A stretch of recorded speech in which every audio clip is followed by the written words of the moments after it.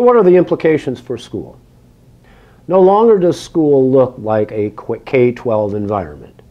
No longer do we reach grade 12 and see children who are 18 years old graduate. That child enters a continuum of learning in the public schools.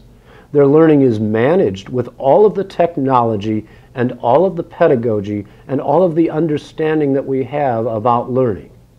We'll find many children that come to the school as a learning center.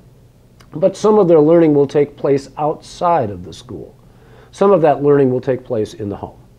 Some of that learning will take place in a retail shopping outlet.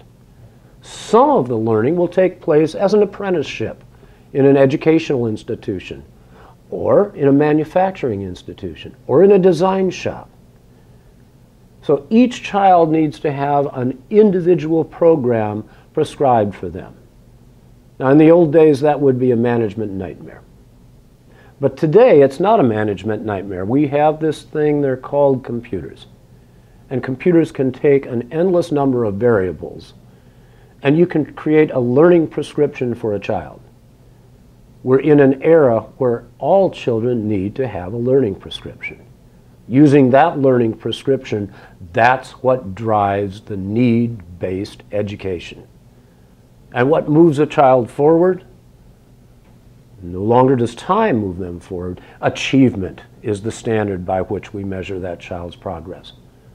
And so as children go through their learning prescription, they'll form groups, and they'll form new groups. Some of those groups may be virtual. They may be on Skype. They may be on email. They may be on Moodle. Some of those relationships need to happen on a face-to-face basis. You can't teach body language in a virtual environment very well.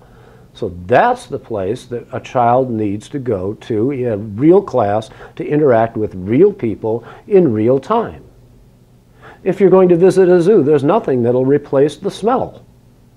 So you need to physically go to the zoo, but you don't teach zoo well when you're in the classroom. So students, the entire system needs to become a value-based institution that reflects the values that we live in today. We need to design individualized learning. We need to learn how to change our mindset so that we don't have a preconceived vision of what learning looks like for every child. We, frankly, don't know.